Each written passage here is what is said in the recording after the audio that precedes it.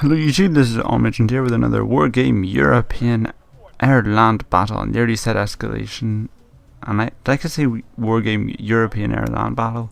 Okay, Wargame Airland battle, beta, playing as the next nation in NATO's arsenal, the United States, specifically the United States Marine Corps. Their deck is limited to just the Marine Corps vehicles. So again, this is the map that isn't the map that I've been playing before. I don't know what the map's names are. I think the main map that I've been playing a lot of is Telemark, and then this map is something that is not Telemark. But yeah, pursuing the exact same line as before because I liked it, and I'm playing as the USMC, and let's get into it. So USMC have a few advantages and a few disadvantages, like most other nations. The first of them, and the most obvious, is the range of infantry. They have all 5 sets of infantry filled, so they always have some kind of fulfillment to do. So at this point, which is actually quite good, because as you can see, the USSR, or whoever I'm playing against, I think it's the Praga would be CAC units, I believe. They were a lot more aggressive in this game, because as you can see, by the time I got to this objective, they're already at this point here. I love when I'm detailed. And as you can see, they're already raining down a storm of BM-21s, which would suggest East German units and Czechoslovakian units. Now, this actually brings me to my next point of USMC vehicles, which is AA defense and command vehicles. Command vehicles, the USMC are severely lacking in. I think they have one command tank they can bring in. Also, that's not something you ever want to see when you're about to cross a hill with a bunch of units. You just don't want to see that. So yeah, they only have one command tank, which is an M60, and aside from that, all they have are 100-point command keeps, which, you know, they do have a purpose. Definitely, there's no arguing against that. Command keeps do have their purpose, their keep. So and I think they're relatively fast, but especially when an enemy is using artillery as effectively as that guy did at the start, yeah, they're not the ideal unit. So as you can see, the enemy is camped up here with several units. He's got Motor Strelki, the T-72Ms, Fago infantry, more T-72Ms, and this brings me to one of the first weaknesses of the USMC. They don't have any good tanks. Okay, they have, I think, the M48, which is like a 20-point really keep and rubbish tank, and the M60, which is a 40-point, no, much better tank, but it's twice as much, so I think it's a bit better. So that's their first weakness, which is poor tanks and a poor choice of command vehicles. Also, from what I remember, their logistics aren't much better. Also, anti-aircraft defense. Okay, they do not have a lot of anti-aircraft defense. They only, well, I think they have, I can't remember. It's like, you see these missiles I have, that's pretty much all my anti-aircraft defense, and I was an idiot here and drove a third of my anti-aircraft defense into a bunch of tanks. However, the United States Marine Corps do make up for this because they have a very, very strong air presence. They have access to 3 different types of helicopters: the Sea Cobra, the Super Cobra, and the Sea Hawk. The Sea Cobra and Super Cobra, you'll probably be familiar with them. They're just like the Cobra in previous games. Delicate, but with excellent rocket pods, and can come with quite a punch when it comes to ADKM. And the Sea Hawk is a pretty good helicopter. Basically, imagine basically a transport helicopter, but it can't transport, but it's got 4 Hellfire missiles strapped to it. And as you know, Hellfire missiles are just the epitome of tank killing supremacy. Obviously 4 isn't that much. So here comes a MiG. It manages to 2-for-1 my Seahawks, which is quite impressive. I didn't even notice they were both dead at that point. But as you can see, the IHawks and the Avengers avenge their deaths. In fact, I don't even think the Avengers shot at all, but it's a witty response, so I guess pretend they did. So yeah, so their get was taken down. I think that was a points advantage for me, because that's 100 points worth of get. Also, as you can see there, they have an excellent range of jets to come with. They have available to them. They have, I think, the Tomcat, which is a high-end air superiority fighter. It's 140 points, but it's a very good air-to-air fighter. They also have, like, I think it's a 25 or a 40. I can't remember what it was, but it's a very cheap aircraft, which is similar to the smoke aircraft I showed you in when I was doing Warsaw Pact. You know, do you remember the 25-point aircraft that drops smoke? Imagine that, but it drops napalm. Slightly more effective than smoke. Basically, napalm is a sort of relatively new addition to Wargame. Also, look at that. It's another problem of USMC anti-aircraft defenses. They are very fragile. Very, very fragile. So yeah, they have the Corsair, which I think is the ones I called on now. I'm not sure if they're the ones or it's the last one, but I'm pretty sure the USMC have basically an air superiority super fighter, a napalm dropping keep fighter, and then a general CAS. So here's the Corsair now. I'm pretty sure because I'm attacking an MI2 with it, this is the general CAS one. Although it might not be. No, it's got the Vulcan. I think this is their keep one.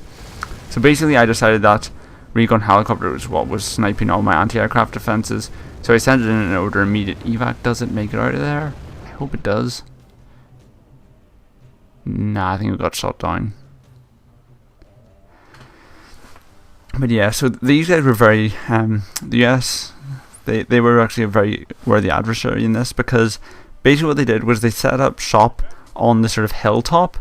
And because I'm the USMC, I don't have a recon helicopter. I have plenty of attack helicopters, but nothing to guide them, which means that I can't actually, even though I deploy some Rangers, they don't stand a chance really.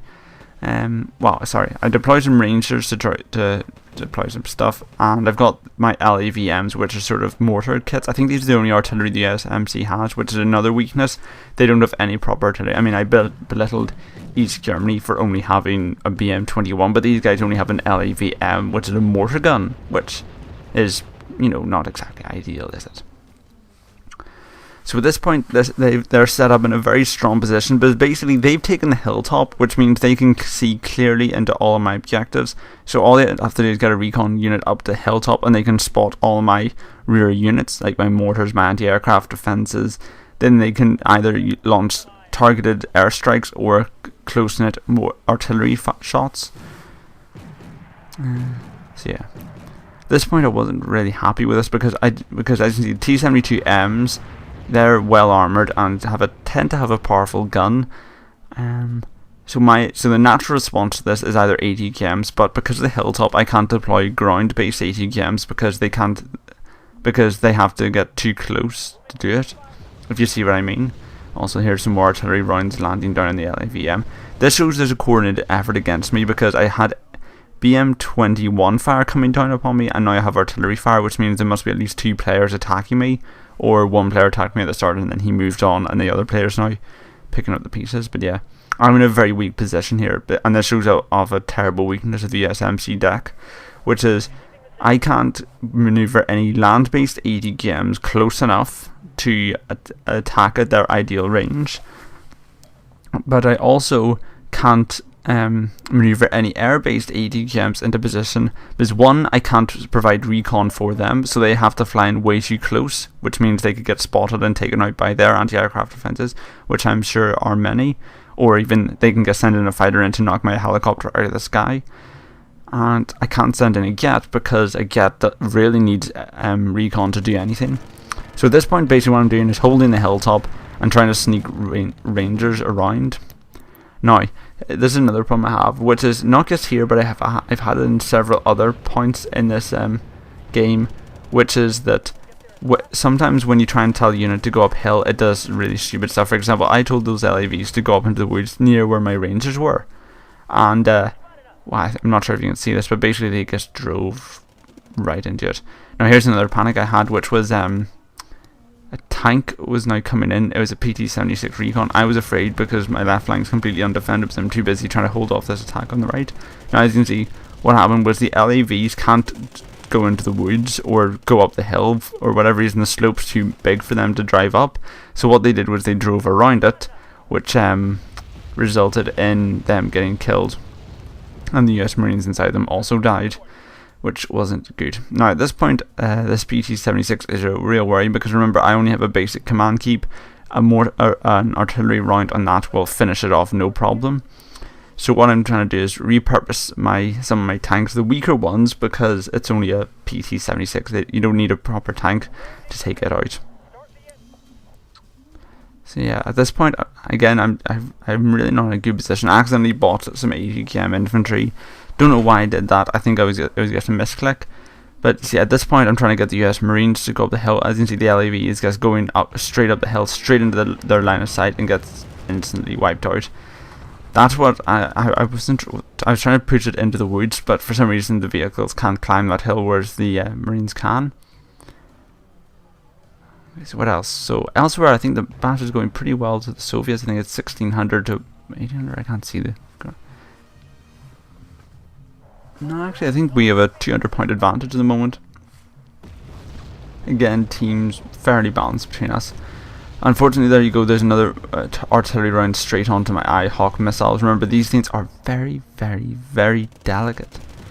Again, my corsairs are flying rounds. I'm not sure why I was doing it there. I guess I thought that it might be better to fly into the middle for some reason, but I guess kept catching AA missiles, which means I can't call that in too often because it takes it's basically the more damage it is, the more time it needs to recharge. So as you can see, the IHawk's trying to retreat to save itself from artillery fire, but no luck.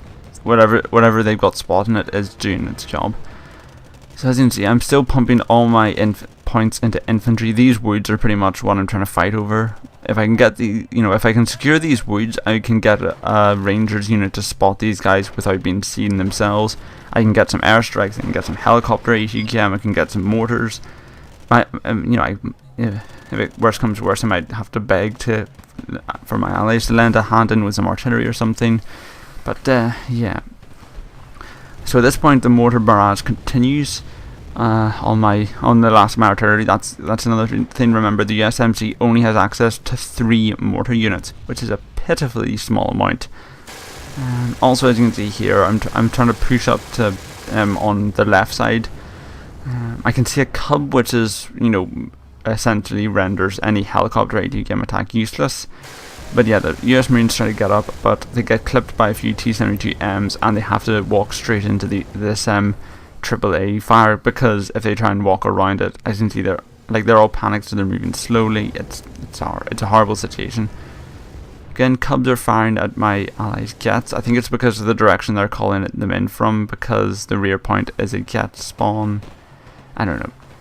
But yeah, so the US Marines get into range and they can take out that thing, no problem. 20 points to me, not really that big a deal, but I'll take what I can get. So yeah. At this point, I'm really not feeling confident about this battle, and now they're actually re-strengthening their attack. They've brought in an air vehicle, and as you can see, I don't have any anti-aircraft defenses left. They're taking full advantage of this by bringing in airstrikes against my units. Oh wait, I still have one IHawk left, but that's just one delicate, fragile unit. It's not going to do much. So you can see the T-55s are rolling in now. Again, this is showing coordination between 2 different players that are attacking me. I'm still trying to push up the hill, but at this point I run out of infantry. That's actually an interesting thing, which is that you can call in Marine Corps, I think that's what they're called. Also I retreat the command vehicle because those tanks are getting too close to it.